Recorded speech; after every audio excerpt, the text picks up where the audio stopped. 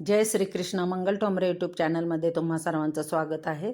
तर मैत्रिणींनो, आज मी इकडे सांबर मसाला बनवलेला आहे घरच्या घरी. तर आपण कशा पद्धतीने बनवला आहे, काय काय साहित्य घेतलं आहे, ते या संपूर्ण व्हिडिओमध्ये पाहूया. तर चला आपण व्हिडिओला सुरुवात करूया. तर इकडे मी लाल मिरची घेतलेली आहे, बेडगी आणि काश्मीरी. तसेच धणे घेतलेले आहेत, मिरे घेतले, जिरं घेतलेलं आहे, तसंच मोहरी घेतलेली आहे, थोडेसे तांदूळ घेतले, अख्खी उडदाची डाळ घेतलेली आहे, थोडी मेथी घेतलेली आहे, हरभऱ्याची डाळ घेतलेली आहे, हळद आणि हिंग घेतला आहे आणि मिरची पावडर घेतली आहे. तसेच कढीपत्ता आणि थोडा चिंचाचं तुकडे घेतलेले आहेत, म्हणजे बी काढलेले चिंच. तर अशा प्रकारे हे सगळं साहित्य घेतलंय. तर हे साहित्य साधारण 5-5 चमचे डाळी वगैरे आहेत आणि धने जे आहेत ते एक वाटीला थोडी कमी घेतलेले आहेत. तर असं अंदाजे सगळं साहित्य घेतलेलं आहे. तर आता हे छान मीडियम गॅसवरती गरम करून घ्यायचं, म्हणजे जे ओलावा असतो तो निघून जातो. जास्त भाजायचं पण नाही आहे, छान गरम झालं पाहिजे आणि थंड झाल्यावर पटकन मिक्सरमध्ये वाटलं पाहिजे, अशा पद्धतीने ते गरम करून घेतलेलं आहे. तर आता आपण पहिल्यांदा धने गरम करून घेत आहोत.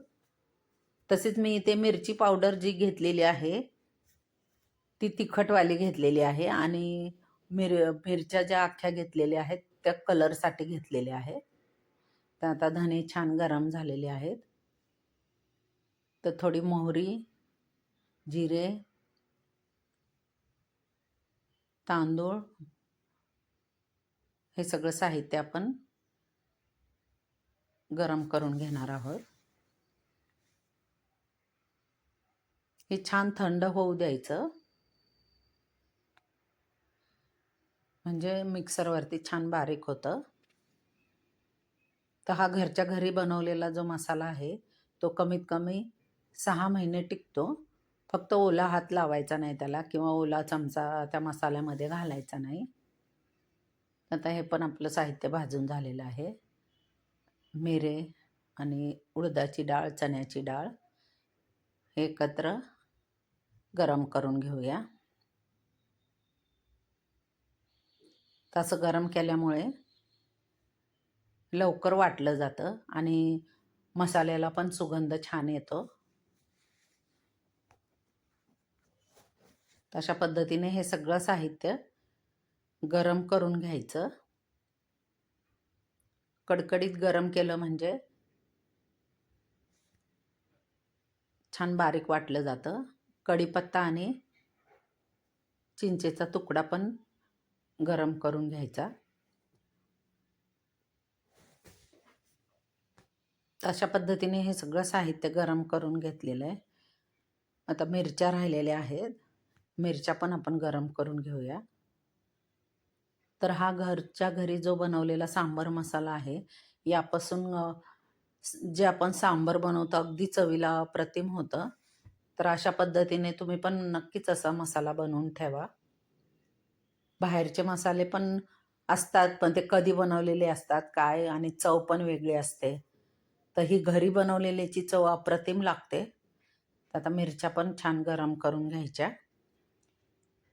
ह्या मिरच्या कलरसाठी वापरलेल्या आहेत, काश्मीरी मिरची.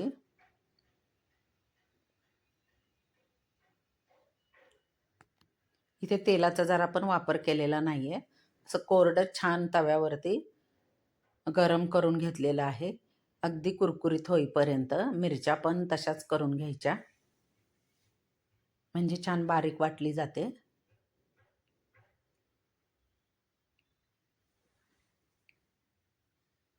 आता मिरच्या पण जवळजवळ गरम होत आलेल्या आहेत.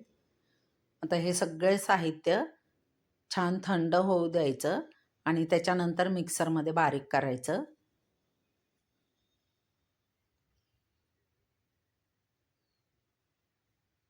ह्याच्यामध्ये हिंगाचा पण वापर केलेला आहे आणि थोडीशी हळद वापरलेली आहे, हळद पावडर. त्यामुळे हळद वापरल्यामुळे मसाल्याला कलर सुंदर येतो आणि जेव्हा आपण सांबारमध्ये टाकतो तेव्हा अप्रतिम कलर दिसतो. त्या आता मिरच्या पण छान झालेल्या आहेत बारीक वाटून. आता हे बाकीचं साहित्य थोडं थोडं करून वाटून घेऊया. आता धना पावडर वाटून घेतलेली आहे, धने वाटून घेतलेली आहेत. हे सगळं साहित्य वाटून घ्यायचं.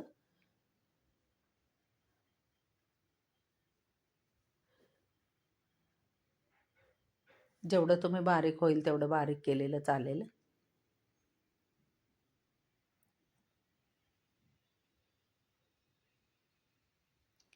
त्याच्यानंतर आता बाकीचं राहिलेलं पण वाटून घेऊया. मिरची, कढीपत्ता हे एकत्र वाटून घेऊया. कढीपत्त्यामुळे मसाल्याला खूप सुंदर सुगंध येतो.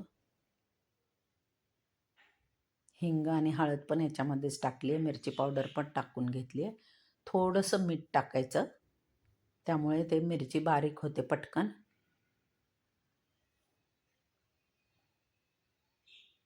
तर बघा छान बारीक झाले.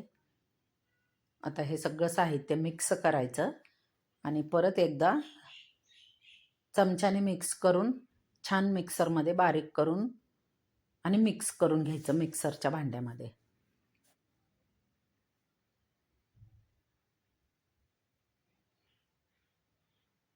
दोन वेळेस घेतलं जाईल हे बारीक करून आणि मिक्स करून.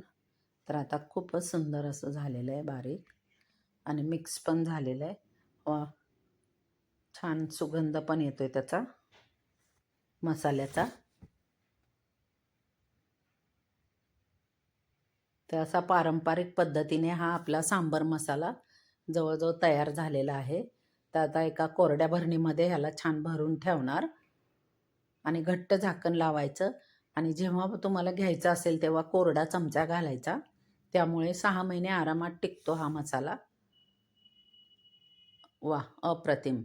तर मैत्रिणींनो, तुम्हाला माझा हा व्हिडिओ आवडला असेल तर नक्कीच लाईक करा, सबस्क्राईब करा आणि बेल आयकॉनवरती प्रेस करा आणि असेच नवनवीन व्हिडिओ पाहत राहा.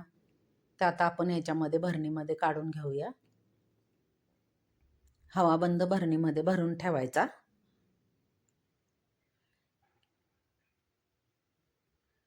याला फ्रीजमध्ये ठेवायची गरज नाही, बाहेर पण असा छान राहतो. वा, सुंदर. तर चला, आपला हा सांबर मसाला तयार आहे. तर आता सांबरची जेव्हा मी रेसिपी बनवणार, कशा पद्धतीने वापर करायचा ते मी पुढच्या व्हिडिओत दाखवेल. तर हा संपूर्ण व्हिडिओ पाहिल्याबद्दल तुमचे मनापासून धन्यवाद.